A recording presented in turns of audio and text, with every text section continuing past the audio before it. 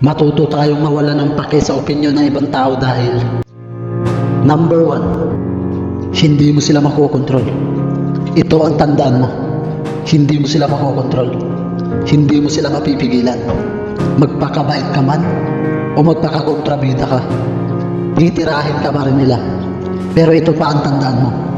Ang negatibong komento nila ay reflection din ng kanilang pagkatao. Dito mo malalaman kung anong klaseng tao ang kinakaharap mo. At alam ko na kahit ilang beses pa ako magpayo ng positibo, may negative comments pa rin akong matatanggap. At hindi ko yun makukontrol. Kasi hindi ko hawak ang buhay nila. Hindi ko kontrolado ang bawat kilos nila. Hindi lang sa akin to nangyari. Lahat tayo ay nakakaranas nito sa iba't ibang paraan. Ang masakit pa, sila yung mga taong hindi mo gaanong kilala o hindi ka gaanong kilala.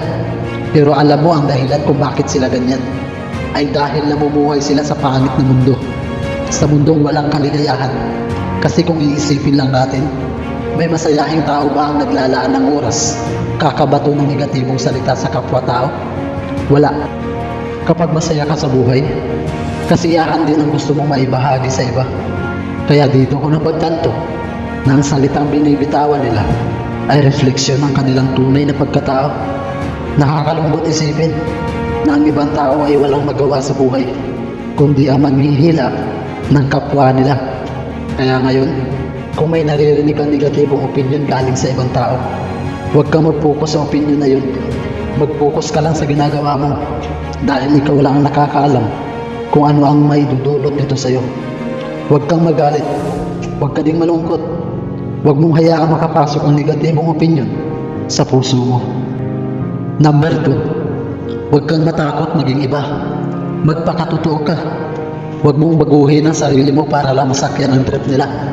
Huwag mong itaboy ang tunay mong pagkatao. Huwag mong isuot ang balat na napulot mo lang sa daan. Ginagawa ko ang video na to dahil gusto kong makatulong. Isa din ako sa mga taong natamaan ng depresyon, pagkabalisa, pag-aalala, at labis na pag-iisip. Palagi akong nanonood ng mga motivational videos.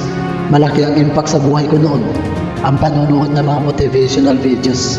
At kung ano ang natutunan ko mula sa mga video yun, ay binahagi ko rin sa inyo. Dahil gusto kong tumatag pa kayo lalo. My goal is to be honest and transparent. Because this is the only way to truly connect with people. Kung bubuksan mo ang sarili mo, ibig sabihin na pinapalaya mo na ang tunay mong damdamin. Para bang sinasabi mo na wala akong pakialam sa opinion ninyo. Trust me, your life will change. Huwag mong maliitin ang sarili mo. Huwag mong ipagkait ang kalayaan para sa sarili mo. Pero sa puntong to, ang sama na ng pakiramdam ko. Pakiramdam ko parang gusto kong sumayaw. Buti na lang, may narinig akong sounds. Kaya